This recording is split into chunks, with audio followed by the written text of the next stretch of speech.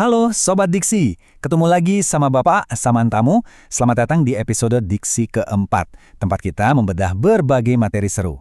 Hari ini Bapak semangat banget, pengen ngajak kalian ngebahas sesuatu yang ya tiap hari kita lihat, tapi jujur aja sering banget kita cuekin gitu aja. Coba kita lihat ini deh. Sebagai guru yang tiap hari ngadepin tumpukan buku tugas kalian di sekolah daerah Tangsel ini, ada satu hal yang sering bikin Bapak senyum-senyum sendiri. Pas lagi ngoreksi tulisan kalian yang bentuknya, ya macam-macam itu, mata Bapak sering banget tertuju ke satu huruf yang kayaknya paling gampang dan paling cepat ditulis. Betul banget, huruf C. Buat kalian mungkin alah huruf C mau cuma lengkungan doang kan, tinggal seret beres. Tapi tunggu dulu. Kalian tahu nggak sih kalau huruf C yang super simple ini ternyata punya drama sejarah yang panjang banget? Di mata Bapak sebagai guru bahasa, huruf C ini tuh ibarat tokoh utama yang labil banget. Bunyinya gonta-ganti, dan bentuk mulusnya yang sekarang ini, wah itu hasil dari perjalanan panjang yang super melelahkan selama 4.000 tahun. Nggak nyangka kan? Nah, hari ini Bapak bakal jadi pemandu lintas waktu kalian. Kita bakal jalan-jalan dari gurun pasir Semit kuno di tahun 2000 sebelum Masehi, terus mampir ke tempatnya orang Fenisia dan Yunani di tahun 1000 sebelum Masehi, sampai akhirnya kita mendarat di Kekaisaran Romawi yang megah banget di tahun 500 sebelum Masehi. Yuk berangkat! Oke, perhentian pertama kita tahun 2000 sebelum Masehi. Kisah tentang punuk dan leher unta. Coba bayangin deh, kalian lagi ada di daerah Semit kuno, di sekitar Sinai dan Kanaan sana. Orang-orang zaman itu tuh belum kenal sama yang namanya alfabet, kayak yang kita pakai sekarang. Mereka murni cuma pakai gambar buat ngobrol. Nah, hewan yang paling ngetop dan dihormati di gurun pasir itu apa? Ya, unta. Mereka nyebutnya gimel. Asal-usul huruf C ini tadinya bukan lengkungan loh, melainkan garis kaku yang menyudut.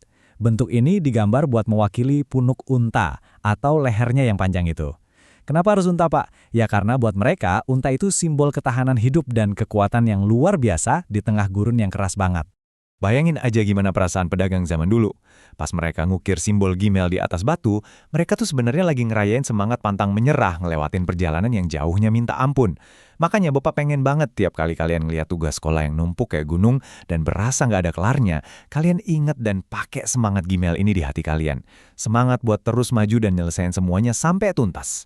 Lanjut ke perhentian kedua kita, tahun 1000 sebelum Masehi, saat sudut kaku mulai melengkung. Waktu terus jalan, dan simbol gimel ini akhirnya sampai ke tangan bangsa Fenisia.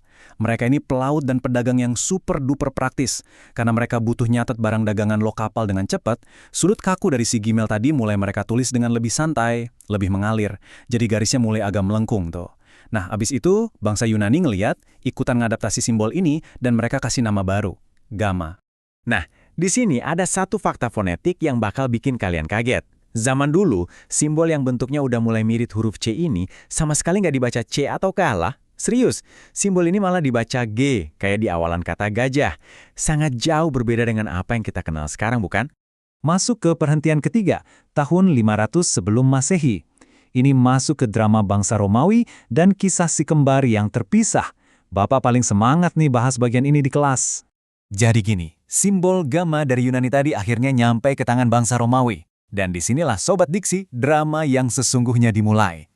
Orang Romawi itu kan seleranya tinggi banget ya. Mereka suka banget sama hal-hal yang estetik, yang bentuk-bentuknya melengkung dan cantik. Makanya, mereka ngerombak sudut kaku dari gamma jadi lengkungan huruf C yang mulus dan sempurna. Persis kayak lengkungan tulisan huruf C yang rapi yang sering Bapak lihat di buku tulis kalian itu. Tapi ternyata modifikasi cantik ini malah bikin bencana baru pas lagi baca teks. Gara-gara ini, huruf C dipaksa kerja double buat nampung dua bunyi sekaligus.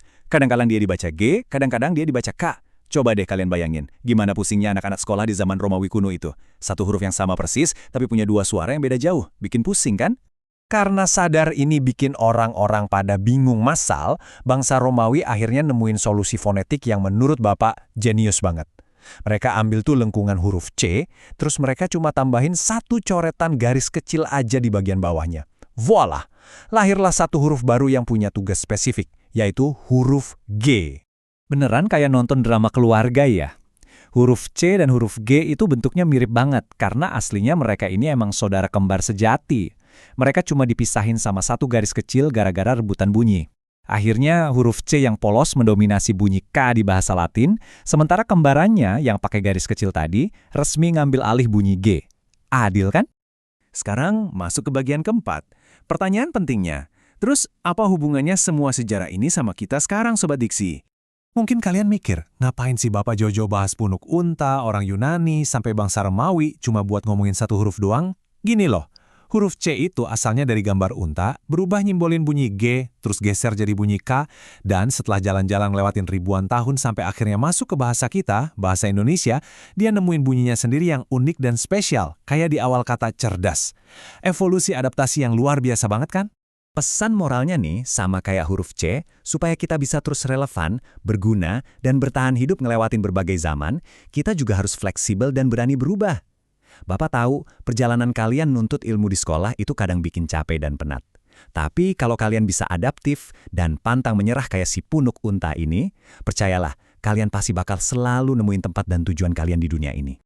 Oh ya, sebagai guru Bapak pastinya mastiin materi ini diambil dari sumber-sumber yang valid dan terpercaya. Kalau kalian ngerasa kepo dan pengen jadi lebih pinter soal si kembar yang terpisah ini, kalian bisa baca buku Letter Perfect, karangan David Sachs, atau lihat gambar-gambar perkembangannya di The Story of Writing, karya Andrew Robinson. Kalau mau yang gampang, bisa juga main-main ke situs ensiklopedia kayak Britannica atau World History Encyclopedia. Nah, sampailah kita di penghujung materi. Sebelum kita bubaran, Bapak punya satu pertanyaan pamungkas nih buat tebak-tebakan kalian. Kalau huruf A itu asalnya dari gambar kepala banteng, huruf B dari gambar rumah, dan huruf C dari gambar unta, kira-kira huruf D itu asalnya dari gambar apa yo?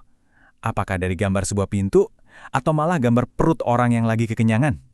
Coba tulis tebakan cerdas kalian di kolom komentar ya. Sampai ketemu di bedah materi diksi selanjutnya bareng Bapak Guru Samantamu. Ingat, setiap kata punya cerita dan setiap huruf punya nyawa. Teruslah semangat belajar Sobat Diksi!